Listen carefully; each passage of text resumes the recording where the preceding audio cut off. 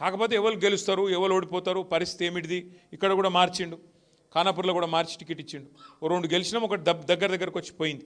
అంటే సార్ ఏ నిర్ణయం తీసుకున్నా దాని వెనుక ఒక ఆలోచన ఉంటుంది, ఒక సూత్రం ఉంటుంది. మన రాష్ట్రం మంచి, మన పార్టీ మంచి ఉంటుంది తప్ప వేరేది ఉండదు.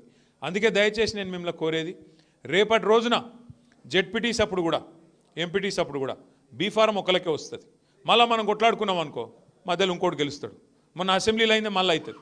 అట్లా కాకుండా రేపు అనిల్ అన్న కూడా మీ నియోజకవర్గానికి తండ్రి లాంటి ఆయన, పెద్ద మనిషి ఆయన్నే మీ నియోజకవర్గానికి. కాబట్టి రేపు అనిల్ జాదవ్ గారు 10 మండలాల్లో జెడ్పీటీసీలు కానీ ఎంపీటీసీలు కానీ కారు గుర్తు మీద ఎవరు వచ్చినా ఆడ నిలబడ్డది కేసీఆర్ అనుకోవాలి, అనిల్ జాదవ్ అనుకోవాలి, గుద్ది ఇడిచిపెట్టాలి అంతే. ఇక మళ్ళీ మనం ఆలోచన చేయొద్దు, ఆయన ఇట్లా నట, ఆయన కాలు వంకర నట, టింకర్ నట, అవన్నీ మాట్లాడద్దు. ఇక ఒకసారి కారు గుర్తు మీద గులాబీ కండువా వేసుకొని మన నాయకుడు మన సోదరుడు వచ్చిందంటే ఇగో ఈయననే కేసీఆర్ అనుకోవాలి, గట్టిగా పనిచేయాలి. అది గల్లీ ఎలక్షన్ అయినా ఢిల్లీ ఎలక్షన్ అయినా గట్లే ఉండాలి తప్ప ఇక మనం లెక్కలేదు. ఆ తప్పు జరిగియాలి. ఎవరు అవస్థ పడుతున్నాం? అందరికంటే ఎక్కువ అవస్థ పడుతున్నది మనం, గ్రామాల్లో ఉన్న మనం. కేసీఆర్ సార్ మంచిగా రెస్ట్ తీసుకుంటాడు, ఆయనకేమవుతుంది? ఏం కాదు, ఆయన అన్ని చూసిండు జీవితంలో. కేంద్ర మంత్రి అయిండు, ముఖ్యమంత్రి అయిండు, రాష్ట్ర మంత్రి అయిండు, డిప్యూటీ స్పీకర్ అయిండు, ఎమ్మెల్యే అయిండు, ఎంపీ అయిండు, అన్ని చూసిండు కేసీఆర్ సార్. కేసీఆర్ సార్ కొత్తగా చూసేదేం లేదు, అధికారం చూసిండు మొత్తం. ఆయనకేం లేదు బాధ. ఉన్న బాధ ఇవాళ తెలంగాణ ప్రజలకు వచ్చింది. ఏమనుకున్నారు ప్రజలు కూడా? కేసీఆర్ సారే చెప్తుండు కదా, 200 పెన్షన్ 2000 చేసిండు కదా, మనది ధనిక రాష్ట్రం అంటుండు కదా సారు, కాబట్టి నిజంగానే ఇల్లు కూడా ఇస్తారేమో, 2000 4000 చేస్తారేమో అనుకున్నారు. ముసలవ్వకు ముసలయ్యకి ఇద్దరికి ఇస్తామన్నారు. బీజేపీ ఎంపీ అడిగిండు ఒక ఆయన, ఏమని? అసలు కేసీఆర్ ప్రభుత్వం చేసిన అప్పు ఎంత మీరు చెప్పండి కరెక్ట్ కానీ కేంద్ర ప్రభుత్వాన్ని బీజేపీ ఎంపీ అడిగిండు. కేంద్ర ప్రభుత్వం రిజర్వ్ బ్యాంకుని అడిగింది, ఎంతనా కరెక్ట్గా చెప్పురు అని చెప్పి. మన మొత్తం భారతదేశంలో పెద్ద బ్యాంకు, అన్నింటిని చూసేది రిజర్వ్ బ్యాంకు. ఇంకొక వాళ్ళు కాగ్ అని ఉంటుంది, CAG, controller and auditor general. వాళ్ళిద్దరిని అడిగి పార్లమెంట్లో సమాధానం చెప్పారు. ఏం చెప్పారు ఎరికేనా? కేసీఆర్ ప్రభుత్వం వచ్చిన నాడు 2014లో రాష్ట్రం నెత్తి మీద ఉన్న అప్పు 72,000 కోట్లు. కేసీఆర్ దిగిపోయిన నాడు డిసెంబర్ 23లో దిగిపోయిన నాడు రాష్ట్రం నెత్తి మీద ఉన్న అప్పు 3,50,000 కోట్లు. 3,50,000 కోట్లలో 72 తీసేస్తే, ఎందుకంటే అది విరాసత్కి వచ్చింది కదా మనకు, ఆ 72 తీసేస్తే ఎంత? 2,80,000 కోట్లు. మావు కేసీఆర్ అప్పు చేసిండు, 2,80,000 కోట్లు అప్పు చేసిండు కేసీఆర్. చేసి ఏం చేసిండు? 70 లక్షల మంది రైతుల ఖాతాల్లో 73,000 కోట్ల రూపాయలు రైతు బంధు రూపంలో వేసిండు. అవును, కేసీఆర్ అప్పు చేసిండు. చేసి ఏం చేసిండు? 2 సార్లు లక్ష రూపాయల చొప్పున 28,000 కోట్లు రుణం మాఫీ చేసిండు. ఎస్, కేసీఆర్ అప్పు చేసిండు, 2,80,000 కోట్లు అప్పు చేసిండు. ఏం చేసిండు? వరుసగా 10 ఏళ్ళు మీ కాంగ్రెస్ వాళ్ళు మొత్తం కరెంటును ఖరాబ్ చేసిపోతే 10 ఏళ్ళు రైతుకు 24 గంటలు ఫ్రీ కరెంట్ ఇచ్చి 50,000 కోట్ల రూపాయలు సబ్సిడీ రూపంలో కట్టిండు.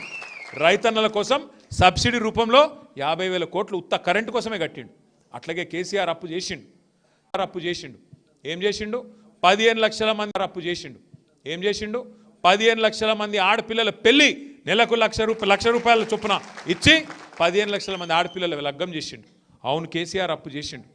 34 మెడికల్ కాలేజీలు పెట్టిండు, 34 నర్సింగ్ కాలేజీలు పెట్టిండు. ఊరూరికి మన పిల్లగాళ్ళు డాక్టర్లు మళ్ళా బ్రహ్మాండంగా అయ్యేటట్టు వాళ్ళ కాలేజీలు కట్టించిండు. ఎస్, కేసీఆర్ అప్పు చేసిండు. 1022 గురుకుల పాఠశాలలు పెట్టిండు. మీ మొక్కలకు 200 స్కూళ్ళు ఉంటే 1000 పంప. యానన్న తట్టెడు మట్టి తీసినవా, ఒక ఇటుక పెట్టినవా, తులం బంగారం ఇచ్చినవా? ఆడోళ్ళకి చెప్తే మొత్తం లేడీస్కు నెలకు 2,500 ఇస్తా అన్నాడు. ఇచ్చిండు ఒకళ్ళకన్నా? నేను ముందే చెప్పిన, వీళ్ళు చాలా దుర్మార్గులు, వీళ్ళు 2,500 తులం బంగారం ఇచ్చే కేసులు కాదు, మీ మెడల పుస్తల తాడు కూడా ఎత్తుకపోతారని చెప్పిన నేను ముందే. గసంటి వాళ్ళు ఖతర్నాక్ మనుషులు. ఎందుకంటే మాకేం కోపం లేదు, అధికారం ఎవరు అబ్బ సొత్తు కాదు, ఎవరు అత్త సొత్తు కాదు, ఎవరికి శాశ్వతంగా ఉండదు, మాకు కూడా ఎరికే. కానీ మంచి మాటలు చెప్పి నడిపించాలి ప్రభుత్వాన్ని. ఇవాళ మేము రేవంత్ రెడ్డిని అడుగుతున్నాం కాంగ్రెస్ ప్రభుత్వాన్ని. ఇవాళ అసెంబ్లీలో అన్న అడిగిండు, అట్లా మేము అడుగుతున్నాం. బయట ఎక్కడ పోతే అక్కడ ఏం అడుగుతున్నాం? ఎప్పుడు ఇస్తావా 2,500 ఆడోళ్ళకని అడుగుతున్నాం. ఏమంటాడు రేవంత్ రెడ్డి? అట్లా అడిగితే నీ గుడ్లు వీకి గోటీలు ఆడతాడు. మరి ఎప్పుడు ఇస్తావా? 15,000 ఇస్తా అంటివి, 2 పంటలకు కాదు 3 పంటలకు ఇస్తా అంటివి, అసలుదారులకు కాదు కౌలుదారులకు కూడా ఇస్తా అంటివి. ఎప్పుడు ఇస్తావా రైతు బంధు అంటే నీ పేగులు తీసి మెడలు వేసుకుంటా అంట. ఇది ఎక్కడ బాధ? స్కూటీలు ఎప్పుడు ఇస్తావా? మరి ఎప్పుడు విద్యా భరోసా కార్డు ఇస్తావు? నిరుద్యోగులకు 4,000 రూపాయలంటివి ఎప్పుడు ఇస్తావు? 2 లక్షల ఉద్యోగాలంటివి ఎప్పుడు ఇస్తావు అంటే నీ లాగుల తొండలు ఇడిచిపెడతావు. గివి మాట్లాడి నిన్ను చేసినారు ముఖ్యమంత్రి. గివిటికేనా ఇక ఉన్నది? నువ్వు లాగుల తొండలు ఇడిస్తేందుకు, పేగులు వేసి మెడలేసుకుంటేందుకు, లేకపోతే గుడ్లు వీకి గోటీలాడుతందుకు. వాటికి మా పోరాగాలు మస్తు మంది ఉన్నారు కవి చేస్తేందుకు. నువ్వు అవసరమా దీనికి? అంటే ఎంత బేకారు ముచ్చట్లు అంటే బాధ అనిపిస్తుంది. ఇక ఏమనంటే కేసీఆర్ గారిని తిడతాడు. అదొక్కటి నేర్చుకున్నాడు. ఏమనంటే కేసీఆర్ని తిట్టాలి. ఏమిటి తిడతావు కేసీఆర్ను? ఏం తప్పు చేసిండు కేసీఆర్? తెలంగాణ తెచ్చుడు తప్పు చేసినాడు. 11 రోజులు సావుకు సిద్ధపడి తెలంగాణ తెచ్చుడే తప్పైందా కేసీఆర్ గారు? ఏం చేసిండు? కేసీఆర్ తప్పు చేసినాడు. 2 ఏళ్లలో బొచ్చడు కేసులు పెట్టినావు కేసీఆర్ మీద. ఏం చేసినావు మరి కేసులు? ఏమనంటే ట్యాపింగు టూపింగ్. ఏం ట్యాపింగ్? ఎక్కడ ట్యాపింగ్? నేను అడుగుతున్నా. గూఢచారి వ్యవస్థ ఉంటుంది. అవు మరి గవర్నమెంట్ వాడే తందుకు కొంతమంది లుచ్చ పనులు చేస్తారు, ఎమ్మెల్యేలను కొంటారు. ఎవరో తెలుసు కదా మీకు, 50 లక్షల రూపాయలతో దొరికిపోయినాడు. మరి గసంటోళ్ళని పట్టుకుంటందుకు, దొంగలను పట్టుకుంటందుకు పోలీసులు ఉండాలని లేదా? ఉంటారు. మరి ఇవన్నీ ఉంటాయి. రాష్ట్రం నడిపే పద్ధతులు, రాష్ట్రాన్ని ముందుకు తీసుకెళ్ళే పద్ధతుల జరుగుతాయి ఇవన్నీ. నీకు చేత కాదు, అప్పు తప్పు చెప్తావు, అప్పు లెక్కలు తప్పు చెప్తావు, అప్పు చేస్తావు, ఒక పని చేయ చేత కాదు, ఒక మంచి మాట రాదు. ఏం చేయాలి మరి దానికి? మేము ఇక మీదికెళ్ళి నా మీద పడ్డాడు ఈ మధ్యన. నేనేదో తప్పు చేసినట. నేనట ఆంధ్రాలో చదువుకున్నట్ట, గుంటూరులో. అవు చదువుకున్నారా భయ్? నేను చదువుకున్న వాస్తవమే. నీకు మీ అయ్యావ చదువు చెప్పకపోతే నేనేం చెప్తా దానికి?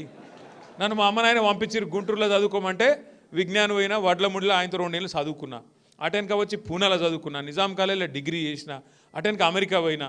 మన ఆయన ఏం చెప్పిండంటే, మన ఆయన ఈరోజు కాదు 40 ఏళ్ళ కింద ఎమ్మెల్యే అయ్యిండు. 1984-85లో ఎమ్మెల్యే అయ్యిండు కేసీఆర్ గారు. ఆయన రాష్ట్ర మంత్రిగా పనిచేసిండు, కేంద్ర మంత్రిగా పనిచేసిండు, డిప్యూటీ స్పీకర్గా పనిచేసిండు, 10 ఏళ్ళు ముఖ్యమంత్రిగా పనిచేసిండు. కానీ ఇక రేవంత్ రెడ్డి ఎట్లా మాట్లాడుతారంటే, నిన్న మొన్నటిదాకా నేనేదో బాత్రూమ్లు కడిగేటోనట. మా నాయన 40 ఏళ్ళ కిందనే మంత్రి, 40 ఏళ్ళ కింద ఎమ్మెల్యే, 25-30 ఏళ్ళ కింద మంత్రి. ఆయనకేం కర్మ, నాకేం కర్మ? చెప్పురు, మీరే చెప్పురు. ఎవడని ఇంటి ఎట్లుంటుందంటే, నాకు మాట్లాడడానికి రాదా? నాకు రాదా? మాట్లాడు. ఆయన ఒక భాషలో తిట్టచ్చేమో, నాకు 3 భాషలో తిట్టచ్చు తిట్టాలనుకుంటే. కానీ ఇవాళ నేను తిట్టే అవసరం లేదు రేవంత్ రెడ్డి గారిని. ప్రజలు మామూలుగా తిడతలేరు. అసలు మీరు గొట్టం పెట్టిరు పోయే